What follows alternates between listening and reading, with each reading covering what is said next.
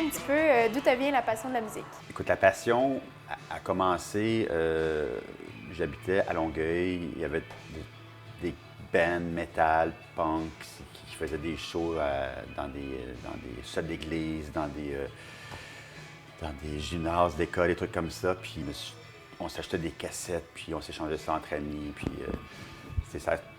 c'était pas mal fort à ce moment-là, ouais. Est-ce que tu pourrais nous dire c'était quoi ton métier que tu faisais avant? En fait, mon métier d'avant, j'ai été graphiste plus jeune. C'était mon premier métier, en fait. Et j'ai eu un bar spectacle par la suite qui était super cool à Rivière-du-Loup, en fait. Et puis, ça a duré le temps que ça a duré. Rivière-du-Loup, c'est une petite ville, alors ça fut assez difficile. Mais on a réussi quand même à changer des choses là-bas au niveau culturel. Fait que ça, c'est ce qui est le plus important pour moi. C'est ça. Sinon, comme j'expliquais tout à l'heure, je suis toujours baigné dans la musique. Ça fait combien de temps que toi et Martin, vous vous connaissez? En 92, pas loin de 25 ans. Puis à l'époque, Martin, on s'est connus par rapport à la musique, principalement. C'était notre point de rencontre. C'était le catalyseur dans notre amitié. On a même été DJ ensemble au Bleu et Noir à l'époque, dans les années 90. On était les deux DJ avec un autre DJ dans ce bar-là. C'est quoi la signification derrière le nom du magasin? C'est une chanson du groupe B-52s, qui est un groupe New Wave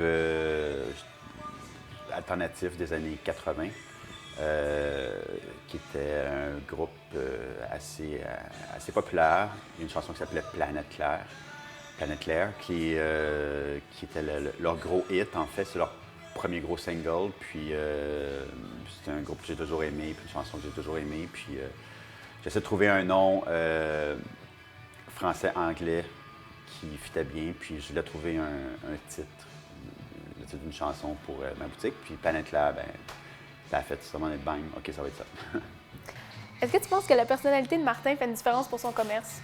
J'ai magasiné beaucoup dans toutes les disquaires ici à Montréal. Mais la disquaire Martin, c'est différent parce qu'il a une attention plus personnalisée.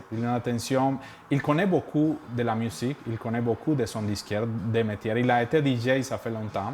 Alors, il connaît pas mal tout de qui il parle, mais l'attention aussi, c'est vraiment important. Mais il donne la personnalité qu'il a à son disquaire.